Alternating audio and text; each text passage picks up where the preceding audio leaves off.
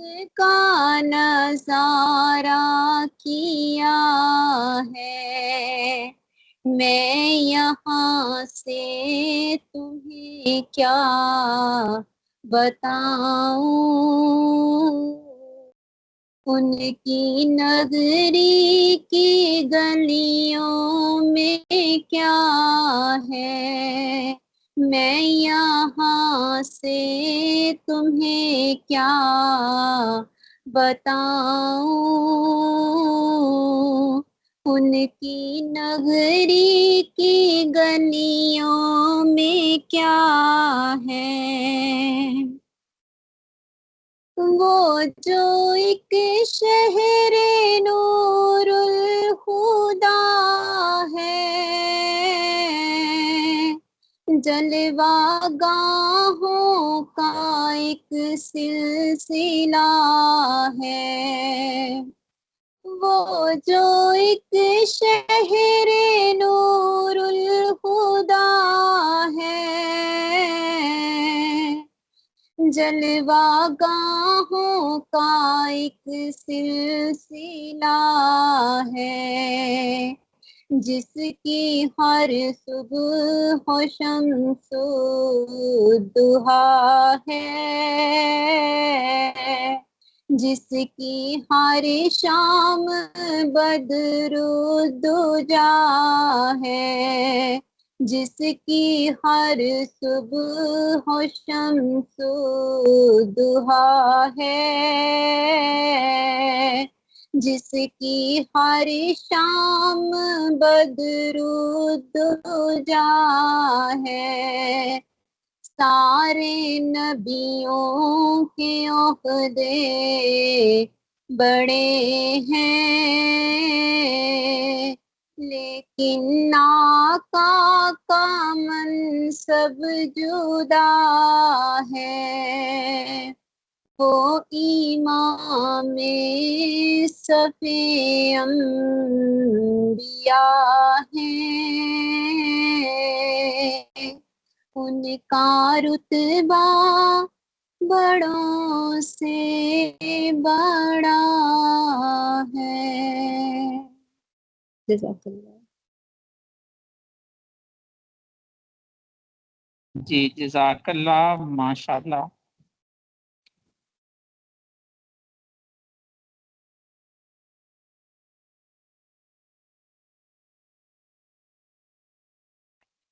जी, बाकायदा आगाज करते हैं। हमारा जो पहला सेगमेंट होता है वो होता है ग्रामर, और ग्रामर के बारे में अक्सर सवाल किए जाते हैं, तो इसको हमेशा से हम सबसे पहले करते हैं। आज हमने फेल की इकसाम वाले हाजे फेल करनी है, तो दो किस्में हैं, मस्बत फेल और मनफी फेल। मस्बत जिसमें किसी काम के होने का सबूत पाया जाए, जैसे वो खाना खाता है या उसने किताब पढ़ी। मनफी आप सबको पता है कि जिसमें काम ना होने का सबूत पाया जाए, जैसे ख्वाजा मीर दर्द का शेर है, सरदामनी पे शेर हमारी न जाइयो, दामन निचोड़ दें तो फरिश्ते वुज़ू करें। इस्तिलाहात के सिलसिले में आज की इस्तिलाह है अलमिया या ट्रेजेडी। अलमिया या ट्रेजेडी से मुराद वो ड्रामा है जिसके हालातों वाकयात दर्दनाक या उसका अंजाम जो हो वो ट्रेजेडी पे हो, तो वो अलमिया कहलाएगा। अब बाज तमसीलें भी ऐसी हैं कि जिनका अंजाम जो है वो अलमनाक है, वो ट्रेजेडी कहलाती हैं, जैसे जहरे इश्क, इम्तियाज अली ताज का ड्रामा अनारकली। तजमीन, तजमीन निकला है जम करना से, और तजमीन से मुराद ये है कि किसी के कलाम में, यानी अपने कलाम में किसी का मिसरा ऐसे जम करना कि वो आपके कलाम का हिस्सा लगे। जैसे गालिब ने नासक का मिसरा अपने कलाम में जम किया है कि गालिब अब अकीदा बकौल नासक, आप भी पहरा हैं जो मुतकदे मीर नहीं। अब इसकी दोनों साइडों पे जो वाबैन है वो ये बताती है कि ये असल फिक्रा जनाब है नासर का, और गालिब ने तजमीन के तहत या जम किया है अपने कलाम में। अफसाने में आज का हमारा अफसाना है राजेंद्र सिंह बेदी का बहुत मशहूर अफसाना, अपने दुख मुझे दे दो। दरअसल ये औरत की नफ्सियात को बयान करता है कि औरत जब किसी की जिंदगी में दाखिल होती है तो उसकी खुशियां और गम दोनों बांट लेती है, जबकि मर्द बदले में सिर्फ खुशी हासिल करता है और औरत के गम जो है उन्हें नहीं अपनाता। अफसाना क्या है? कहानी है मदन और इंदु की। इंदु की शादी मदन से होती है और उसके ससुर जो धनी राम हैं वो एक क्लर्क हैं। दो भाई हैं वो, मदन, और एक उसका भाई है, एक छोटी बहन है मुन्नी। छोटे से घर में आती है तो वो राज दुलारी बन जाती है उस घर की, अपने अच्छे अमाल से अपने जो ससुर हैं धनी राम उनकी प्यारी बहू बन जाती है। मदन जो है उसकी जिंदगी को बदल देती है। शबे रुसी जब मियाँ बीवी की बात होती है तो जो कमिटमेंट उनके दरमियान या मुआहदा तय पाता है वो ये होता है कि इंदु कहती है अपने शौहर से कि अपने दुख मुझे दे दो। मदन जो है उसे क्या समझता है कि औरत का एक डायलॉग है या मुकालमा है या अनपढ़ औरत के रटे हुए फिक्रे हैं, लेकिन अंदु दिल की गहराइयों से इंदु जो है ये फिक्रा बोलती है अपने दुख मुझे दे दो। और मदन की जिंदगी के सारे दुख वो अपनी पलकों से चुन लेती है। उसकी बहन और भाई को माँ जैसा प्यार देती है, उसके बाप को बाप जैसा प्यार देती है। हत्ता के जो धनी राम है उनकी तब्दीली जब सहारनपुर होती है तो वो बहू की जो है जुदाई बर्दाश्त नहीं कर सकते और उनकी तबीयत खराब हो जाती है। बहू को वापस लाते हैं अपने पास तो मदन जो है वो अंधू की जुदाई बर्दाश्त नहीं कर सकता और वो उसको वापस बुला लेता है। और आखिरकार जो भाबूदनी राम है वो बीमार होकर मर जाते हैं। इंदु इस वक्त भी सहारा बनती है मदन का, उसको संभाल लेती है, उसके भाई कुंदन की और बहन मुन्नी की शादी करती है, उसके तमाम दुख समेट लेती है, बच्चे हो जाते हैं। लेकिन जब जिंदगी का काफी टाइम गुजर जाता है तो उस वक्त इंदु को पता चलता है कि मदन जो है बाहर की औरतों में दिलचस्पी लेता है। तो इस बात का उसे बहुत दुख होता है। वो खुद को सजाती संवारती है और मदन उसे देखकर हैरान रह जाता है और खुशी से उससे लिपट जाता है। तो उस टाइम वो कहती है कि मैंने शादी की रात तुमसे एक सवाल किया था कि अपने दुख जो है वो मुझे दे दो और बदले में मेरे सारे जो दुख हैं वो ले लो। लेकिन रोते हुए वो कहती है कि तुमने वैसा नहीं किया, तुमने मेरे जो दुख हैं वो तो ले लिए लेकिन बदले में मेरी खुशियां तो ले ली लेकिन बदले में मेरे दुख जो हैं वो नहीं लिए। तो ये पूरा अफसाना जो है औरत की नफ्सियात और उसकी मोहब्बत को बयान करता है कि औरत जिस पर जिंदगी वारती है, जिसे अपनी जिंदगी का साथी चुनती है, उसे अपनी तमाम खुशियों में शरीक कर लेती है। सवाल है हमारा निगारिस्तान फारस के बारे में कि निगारिस्तान फारस जो है वो फारसी शायरों का मुहावरा है, तो ये किसने लिखी है? तो इसका जवाब है मोहम्मद हुसैन आजाद।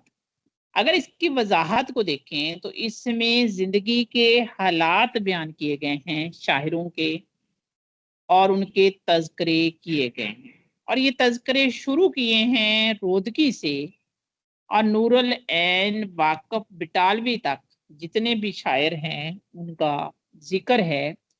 इसे आजाद बुक डिपो लाहौर ने 1922 में शाया किया था। अगर इसके दबाइचे की बात करें तो वो लिखा है आगा मोहम्मद ताहिर ने। फारसी शायर हैं इसमें सारे, और जितने शायर हैं जिनका तज़किरा है उनकी तादाद है 35। कुछ शायर जो हैं उनमें एक तो मैंने बता दिया आपको रोदकी, एक नूरुल ऐन वाकफ बिटालवी, तो बाकी नासिर खुसरो, ज़हूरी, सिराजुद्दीन, अली खान आरजू और मिर्जा बेदर है। पहला सवाल है ये कुलीद उर्दू का, और इसका दुरुस्त जवाब है मोहम्मद हुसैन आजाद।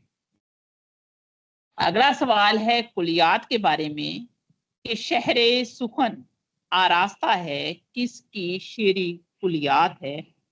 अगर इस पे बात करें तो ये शेरी कुलियात है अहमद फराज की, और इसका जो इंतसाब है वो हरफे मोहब्बत के नाम से लिखा है अहमद फराज ने, यानी उन्होंने खुद कुछ अल्फाज लिखे हैं और उसे टाइटल दिया है हरफे मोहब्बत का, और यही दिवाइचा है। इस किताब को मनवन किया है या इसका इंतसाब किया है उन्होंने तमाम मोहब्बत करने वालों के नाम। अगर अहमद फराज की कुलियात की बात करें तो पहली कुलियात थी असासा, और उसमें उनके 8 मजमुए शामिल थे। दूसरी कुलियात उनकी थी जिसमें 9 मजमुए शामिल थे। तीसरी कुलियात में 13 मजमुए शामिल थे।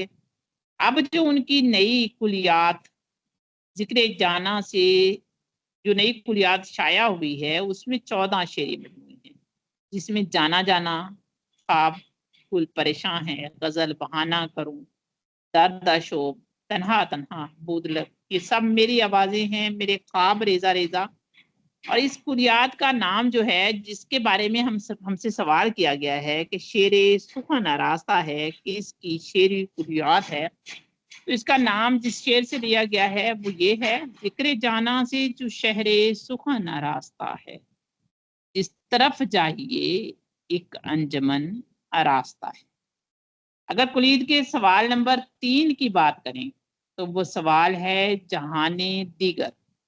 किताब है ये एहसान दानिश की, और इसके बारे में अक्सर बच्चों को डाउट होता है कि खाका निगारी नहीं है। भाई ये खाका निगारी है। जहाने दिगर जो उनकी किताब है ये उसका दूसरा हिस्सा है। पहले हिस्से में क्या है, जहाने दानिश में उनकी आप बीती है, और दूसरा हिस्सा जो जहाने दिगर है उसमें उन्होंने खाके दिए, और इसका बाकायदा दबाइचा भी बनाया है। मुख्तलिफ फीसे रखे हैं जैसे उलमा कराम, शायरात, शायर, आर्टिस्ट, नकोशे रफ्तगान, और फिर उसमें उन्होंने जिस जिस से वो मिले या जिसे जानते हैं, चाहे वो सियासी रहनुमा हो, उलमा हूँ, शायर हूँ, यूनिवर्सिटी के उस्ताद हूँ, आर्टिस्ट हूँ, उनके खाके उन्होंने जहाने दिगर में दिए हैं। अहम सियासी रहनुमाओं में गांधी, निश्तर, अमीर मोहम्मद खान, चौधरी जफर अली खान के खाके हैं। जबकि उलमा में सैयद अनवर, शाह कश्मीरी, रशीद अहमद गंगवी, मौलाना मुनाजर एहसन गिलानी के खाके शामिल हैं। अगला सवाल है हमारा गजाले शब इस नौयत की किताब है। तो जनाब ये नाविल है। नाविल क्या है कि रूस में मास्को यानी रूस के शहरों में जाके बसने वाले वो पाकिस्तानी नौजवान जो पाकिस्तान को छोड़कर वहां गए थे कि हम जो है वहां तरक्की करेंगे, माली लिहाज से हमें बहुत ज्यादा फायदा मिलेगा और वहां की शहरियत मिलेगी।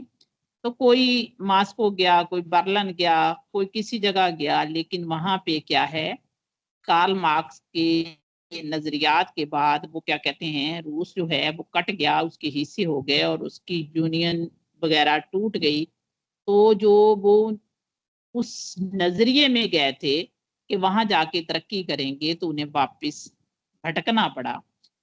ए गजाले शब, गजाल कहते हैं हिरन को, शब रात के वक्त निकलने वाला हिरन। और इसका अनुमान लिया गया है नून मीम राशिद की जो एक मजमुआ है ला मसावी इंसान, उसकी एक नज़म से, ए गजाले शब। अब हम बात करेंगे हाजी लक लक के बारे में।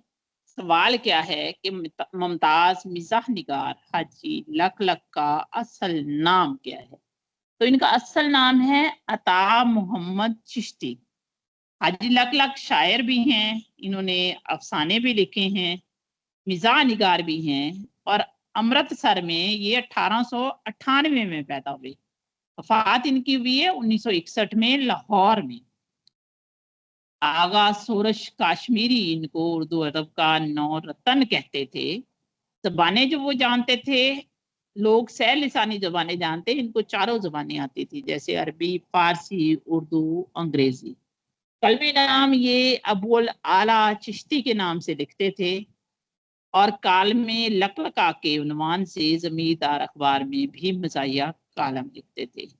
इन्होंने लकलका, अदब कसीब, मुनकर लकलक, तकदीर कश्मीर, आवाज़ लकलक और परवाज़ लकलक के नाम की किताबें लिखी। अगले सवाल पे चला जाएं तो सवाल है गजल की लिसानी हैयत बदलने की शौरी कोशिश, यानी जानबूझकर गजल का ढांचा बदलने की कोशिश किसने की? तो ये चार ऑप्शन है, दुरुस्त जवाब है जफर इकबाल। जफर इकबाल का ख्याल था कि वक्त के तकाजों के मुताबिक जो गजल का स्ट्रक्चर है उसको बदलना चाहिए, उसमें तगय्युर और तब्दीली लानी चाहिए। उन्होंने इफ्तिखार जालब के शेरी मजमुए माखज के दिबाइचे में भी इसी लिसानी तश्कीलात की बात की थी, और इसका वजह बयान की थी कि वो ऐसा क्यों चाहते हैं। इनका मजमुआ गुलाफ्ताब लिसानी तश्कीलात के हवाले से बहुत काबिल तवज्जो है, और इसमें उन्होंने स्ट्रक्चर, अल्फाज सब में तसरफ किया, तब्दीलियां की। जैसे फतूर लफ्ज को बदल कर उन्होंने अफ्तूर कर दिया। उनका मशहूर शेर है, सीधे सीधे शेर कहते सबको खुश आते जफर, क्या किया जाए कि अपनी अकल में अफ्तूर था। आगे हम बात करें तो मशहूर आम नावल है कई चांद थे सरे आसमान। इसके मुसन्निफ का नाम पूछा गया है, तो मुसन्निफ का नाम है शम्सुर रहमान फारूकी। उन्वान अहमद मुश्ताक के शेर से लिया गया है, कई चांद थे सरे आसमां के चमक चमक के पलट गए, न लहू मेरे ही जिगर में था, न तुम्हारी जुल्फ स्याह थी। इस नावल के बारे में हम बहुत बात कर चुके हैं कि इस नावल में मोहब्बत है, तहजीब है, तारीख है, और इसकी कहानी वजीर बेगम की या वजीर खानम की कहानी है, जो दाग देहलवी की वालदा और बहादुर शाह जफर की बहू और मिर्जा फखरू की बेगम थी, और उन्हें मिरर ऑफ ब्यूटी के नाम से इस नावल का तर्जमा किया शम्सुर रहमान फारूकी ने। 2006 में शहरजाद पब्लिशर ने इसे शाया किया, और कहानी इसकी बहुत दिलचस्प है। आगे बात करें तो अगला सवाल है जहरे इश्क के बारे में। अच्छा, नवाब मिर्जा शौक देहलवी शागिर्द थे हैदर अली आतश के। असल नाम इनका था हकीम तसद्दुक हुसैन खालिद। 1300 हकीम तसद्दुक हुसैन 1783 में ये लखनऊ में पैदा हुए और 1871 में इंतकाल किया।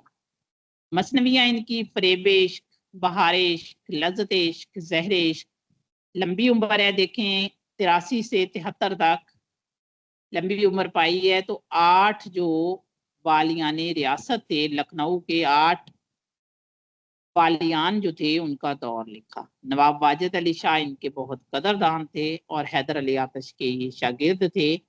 जैसे इनका एक मशहूर शेर है कि इश्क से कौन है बशर खाली, कर दिए जिसने घर के घर खाली। जहरे इश्क को उर्दू की बदनाम तरीन मसनवी भी कहा जाता है। हमारा अगला सवाल है शहाब नामा के बारे में। सवाल है कि एतराफ़ जुर्म किस किताब के पेश लफ्ज का उन्वान है? तो ये शहाब नामा का पेश लफ्ज है, एतराफ़ जुर्म यानी मेरे जुर्म और मेरी गलतियों का बयान। शहाबनामा कुदरतुल्लाह शहाब की खुद नविश्त है, यानी इनकी कहानी है, इनकी जिंदगी की कहानी है। 1987 में शाया हुई। किताब के 4 हिस्से हैं। पहले उन्होंने इस किताब को शॉर्ट हैंड की शक्ल में लिखा, फिर इसको टाइपिंग की सूरत में लाए। 1191 सफ़ात और 58 अबवाब हैं। जो पेश लफ्ज है वो इकबाल जुर्म या तराफ़े जुर्म के नाम से है।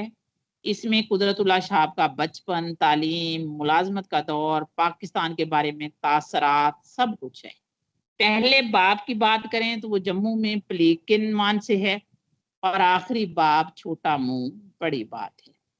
किताब के आगाज में मुसन्निफ ने ये कहा है कि मैंने हकाइक को इंतहाई एहतियात से मुमकिन हद तक उसी रंग में पेश करने की कोशिश की है कि जिस रंग में वो मुझे नजर आए हैं। यानी उनका कहना है कि मैंने किताब में हकीकत बयान की है। अगला सवाल है कि नाकदीने फन ने रुबाई के कितने औसान मुकर्रर किए हैं, तो जवाब है इसका 24। रुबाई की जो बहर है वो बहर हजज होती है। हजज बहर बनती है मफाइलन से। मफाइलन के मुख्तलिफ ज़हाफ़ात होते हैं, यानी 24 औजान हैं। अब ये जो बहर हजज है, अगर इसके शजरों की बात करें तो इसके 2 शजरे हैं, शजराए अखरमा और शजराए अखरम। मफऊलन से शुरू होती है और 12 औजान पर मुश्तमिल एक हिस्से को शजरा अखरम और दूसरा हिस्सा जो 12 औजान पर मुश्तमिल होता है उसे शजरा अखरब कहते हैं। इसी रुबाई की सूरत में मिसाल दी है हाली की एक मशहूर रुबाई की, क्या पास था कौले हक का अल्लाह अल्लाह, तन्हा थे ये अदा से ये फरमाते थे शाह, मैं और अताते यजीद गुमरा लाहौल बला कुव्वता इल्ला बिल्लाह। जी मिस रुखसाना आप मौजूद हैं? जी मैम मैं मौजूद हूँ। जी, यहाँ तक अगर कोई बच्चा कोई सवाल करना चाहे तो वो कर सकता है, वरना फिर हम जनरल नॉलेज को करेंगे। मैम ये जो ज़हर इश्क मसनवी है इसको बदनाम मसनवी किस वजह से कहा गया है? ज़हर इश्क में जो मिर्जा शौक देहलवी हैं उन्होंने किस्सा बयान किया है अपने इश्क का। सौदागर की बेटी से वो इश्क करते हैं और उससे वो मेल मिलाप और उसकी वो क्या कहते हैं तमाम कहानियां जो हैं वो पूरी रंगीनी के साथ उन्होंने इसमें बयान की गई है। यानी इसकी जुबान जो है वो नाकाबिले बयान है, इस वजह से इसको फहश या बदनाम मसनवी कहा जाता है। जी मिस रुखसाना। जी जी आयशा बोलें। मैम मैंने सुना था कि ऐसे कुछ सुना है कि इसमें किसी ने खुदकुशी की थी तो उस वजह से इस मसनवी का नाम बदनाम मसनवी रखा गया है। भाई खुदकुशी की थी उस जो लड़की है ना सौदागर की बेटी, जी उसने जी खुदकुशी की थी, लेकिन उसने इश्क के बाद, इश्क में नाकामी के बाद जब उसके घर वालों ने उस पर पाबंदी लगाई कि अब जो है आप नहीं मिलेंगी इसको, यानी आशिक को अपने, तो उसके बाद उसने खुदकशी की। तो इस वजह से इस जो मसनवी है इसको क्या कहते हैं बदनाम तरीन मसनवी कहा जाता है कि जी इसमें ये हालात थे ना वो सारे बयान किए गए हैं। जी कहान इस मसनवी की बहुत सादा है और बहुत जबरदस्त है। जैसे वो जब खुदकशी करती है तो उस वक्त या मौत से किसको रुस्तगारी है, आज हमारी कल, पता नहीं अगला मिसरा मुझे भूल रहा है, आज किसी को याद है तो वो सुना सकता है। मौत से किसको रुस्तगारी है, आज उसकी कल हमारी बारी। आज तुम बारी, कल हमारी आज बारी की है। कल ऐसे है। वेरी। जी रुखसाना शुरू करें। बिस्मिल्लाहिर्रहमानिर्रहीम। से पहले 18वां सवाल था जो कि इससे पहले पेज पर था, और वो सवाल ये था कि खिलाफत का जो दुरानिया है वो कितने साल तक मुहित है, तो वो 30 इयर्स ए ऑप्शन, सवाल नंबर 19 जो है वो मैथ्स का है, वो मैम आपके साथ शेयर करेंगी। 20वां सवाल है, a computer program that translates one programme instruction at a time into machine language is called. Computer का वो प्रोग्राम जो किसी भी प्रोग्राम की इंस्ट्रक्शंस लेकर उसको मशीन लैंग्वेज में कन्वर्ट करता है, तो वो प्रोग्राम जो है वो कहलाता है कंपाइलर। सी ऑप्शन ठीक है, कंपाइलर कहते हैं उस प्रोग्राम को जो इंस्ट्रक्शंस को मशीन लैंग्वेज में तब्दील करता है।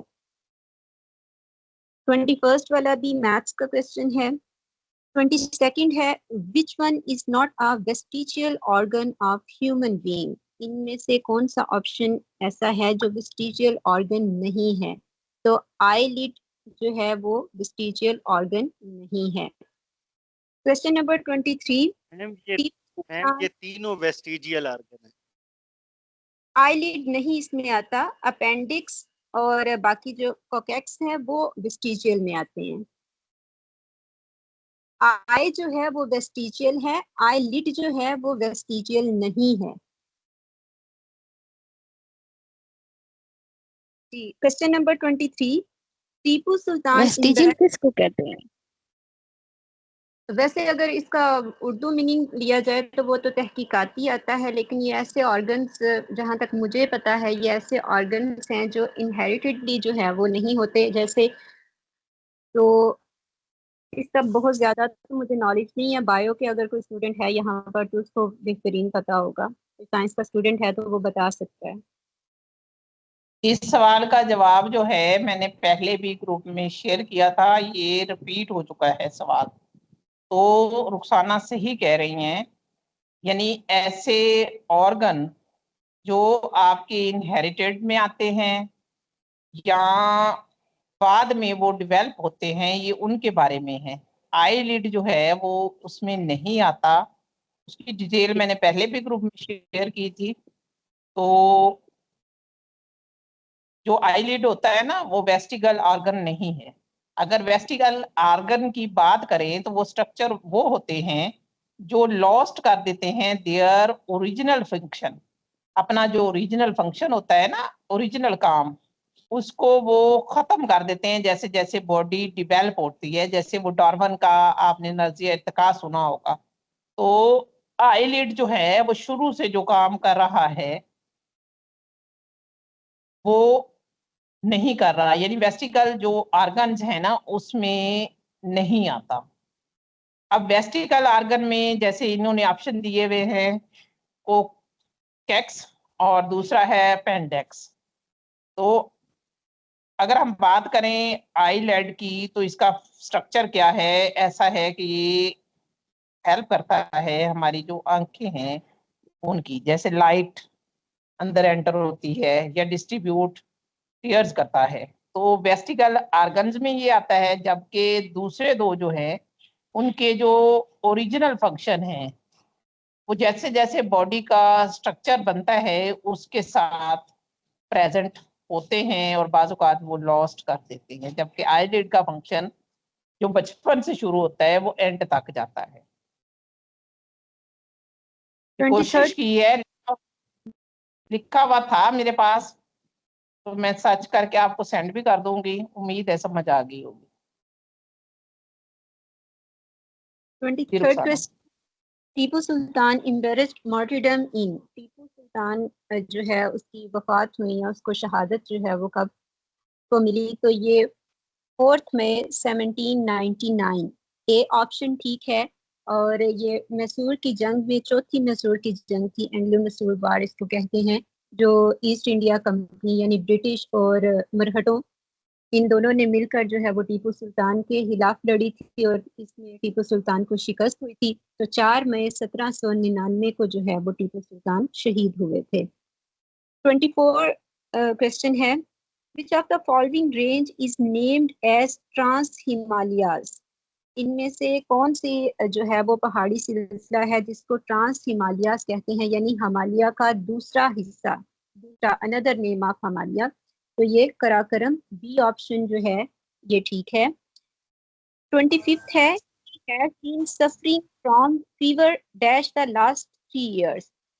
कि वो 3 दिन से जो है बुखार में मुब्तला है, तो टाइम जो है वो स्पेसिफिक बता दिया गया है, तो इसके अकॉर्डिंग फॉर का इस्तेमाल होगा। ए ऑप्शन ठीक है। He has been suffering from fever for the last 3 days। 26 है, the name of wife of Abu Jahl was, Abu Jahl की बीवी का क्या नाम था? तो डी ऑप्शन ठीक है, नन ऑफ दीज, उनकी बीवी का नाम था ज़िरारा। 27th क्वेश्चन है, recently Karachi fell to which position on crime index out of 300 global cities? के दुनिया भर में कराची जो है वो क्राइम की रेशो से, जराइम की रेशो पर जो है वो 300 बड़े सिटीज में से कौन से नंबर पर है? तो 115वें नंबर पर कराची जो है वो जराइम के हवाले से ये शहर आता है। 28 है, choose the synonym of underline word. आपने अंडरलाइन वर्ड का जो है वो सिनोनिम बताना है, मुतरादफ बताना है। keeps shifty eyed betrayed his guilt।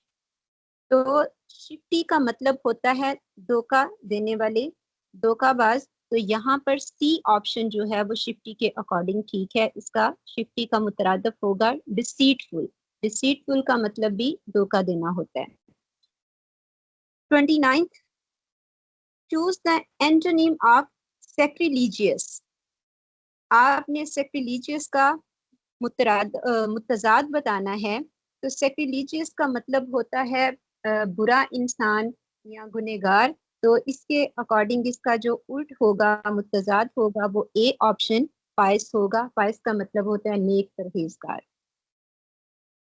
30 है, currency of China is, China की करेंसी का क्या नाम है? तो डी ऑप्शन इसका ठीक है, नन ऑफ दीज। चाइना की करेंसी जो है वो यॉन है। यहाँ पर ए बी ऑप्शन येन है और दूसरा यॉन है। जो यॉन वाला ऑप्शन है वो ठीक है, डी ऑप्शन। 31st है, इन विच कंट्री इज स्टोनहेंज। ये स्टोनहेंज जो है वो किस मुल्क में है? तो ये यूनाइटेड किंगडम में है। और आपने शायद कभी देखा हो टीवी पर या इंटरनेट पर सर्च किया हो, वो जो पत्थर से लगे होते हैं, ये कहा जाता है कि ये एक रिलीजियस जो है वो पत्थरों की एक साइट है, वो जगह उन्होंने मुख्तस की हुई है। और ये वेल्थ और पावर के लिए जो है वो उसकी एक अलामत के तौर पर वहां पर नस्ब किए गए हैं। यूनाइटेड किंगडम में है स्टोनहेंज। उसके बाद है जी 32, the principal will preside dash the function. आपने सूटेबल वर्ड को यूज करना है। तो ए ऑप्शन ठीक है, the principal will preside over. Preside के साथ हमेशा जो प्रपोजिशन है वो ओवर की इस्तेमाल होती है। The principal will preside over the function. 33 है, choose the antonym of laborious. Laborious का आपने मुतजाद बताना है। लेबोरियस का मतलब होता है मेहनती, और इसका आपने उल्ट बताना है। तो बी ऑप्शन ठीक है, लेजी। 34 है, which one is the result of the output given by a computer. आप इन ऑप्शन में से बताना है कि जो हम कंप्यूटर को इंस्ट्रक्शंस देते हैं तो वो आउटपुट की फॉर्म में हमारे सामने आती है। तो वो इंस्ट्रक्शंस आउटपुट की फॉर्म में किस सूरत में आती है? तो सी ऑप्शन ठीक है, इंफॉर्मेशन की सूरत में हमारे सामने वो आउटपुट आती है। 35 ये भी जो है वो मैथ्स का क्वेश्चन है। 36, द एस्टेब्लिशमेंट ऑफ दिल्ली सल्तनत began with the invasion of. Delhi सल्तनत जो है वो कब कायम की गई, किसने इसको इन्वेट किया? तो ए ऑप्शन ठीक है, महमूद गौरी। 37 है, where is Tower Bridge located. अब यहाँ पर ये टावर ब्राइट है लेकिन टावर ब्रिज होना चाहिए था। टावर ब्रिज ये लंदन में वाक़या है, और ये जो है 1894 में इसको जो है तमीर किया गया है, और उसके बाद अभी तक इसकी जो है वो दोबारा से इसको तमीर नहीं किया गया। ये इतना अच्छे तरीके से बिल्ड किया गया है कि इसको दोबारा से तमीर करने की ज़रूरत महसूस नहीं हुई। टावर ब्रिज लंदन में है। Choose the antonym of wrath. 38 पे है।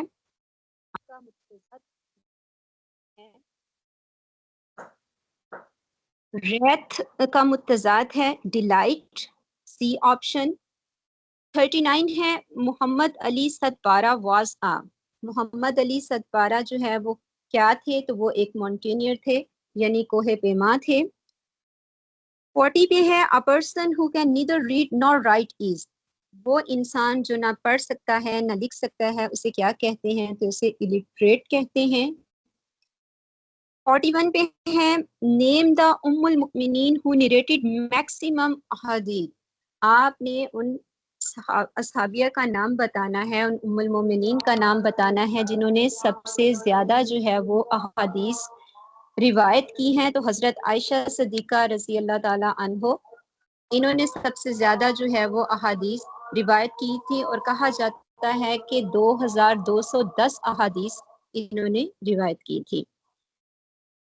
उसके बाद है जी 42 which animal was residing with the असहाबे कहफ। असहाबे कहफ के साथ कौन सा जानवर था, तो डॉग, सी ऑप्शन ठीक है। 43 है ऑपरेशन रद्दुल फसाद मीन्स। रद्दुल फसाद का जो है वो मतलब क्या है, तो डी ऑप्शन ठीक है, elimination of discord. None of these वैसे आएगा, डी ऑप्शन ठीक है। और रद्दुल फसाद का आगाज हुआ था 23 फरवरी 2017 में इसका आगाज किया गया था। 44 है the study of stars is known as. सितारों के इल्म